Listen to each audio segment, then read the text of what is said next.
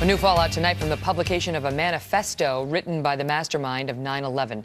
The rambling 30-page screed penned by Khalid Sheikh Mohammed was deemed eligible for release by a military judge at Guantanamo Bay.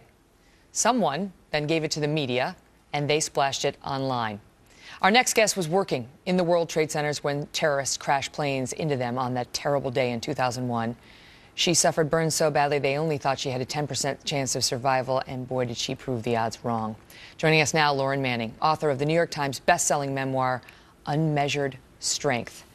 Lauren, it's great to see you. You look fantastic. It's great to see you looking so well.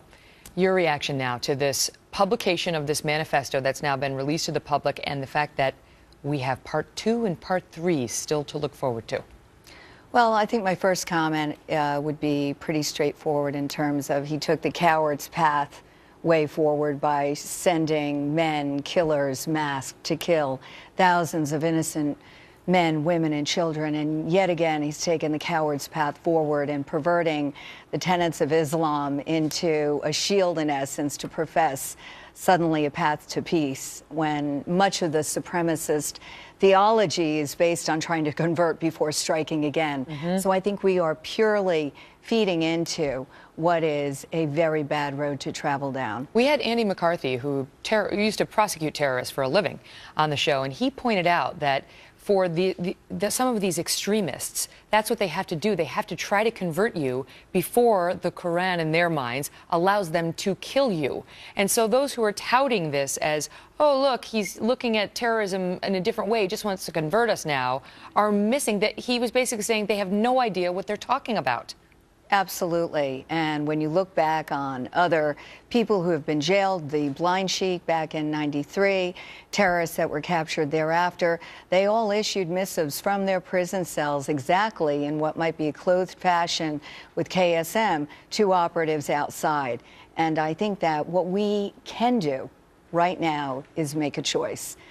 It has been sent out. It's in the public domain.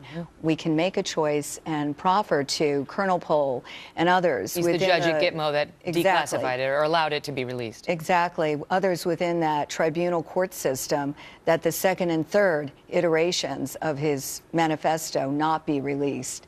The fact that he's been given a platform is one which we should acknowledge. It's out there, but basically squelch by giving as little time as possible to in a public fashion. What about number 2? You know, the edition number 2 of the manifesto is supposedly going to explain why 9/11 took place. I mean, as a direct victim of 9/11, do you want to read that? Do you have any curiosity about what he says on that?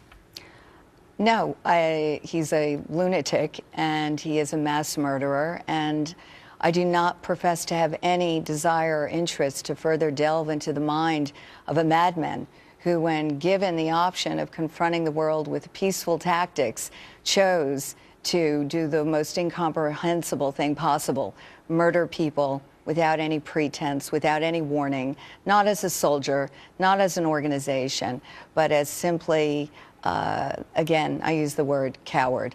So I wouldn't pay it any mind. I want to take back the word victim, because that is not what comes to mind when one looks at you. Survivor and strong, and God bless you.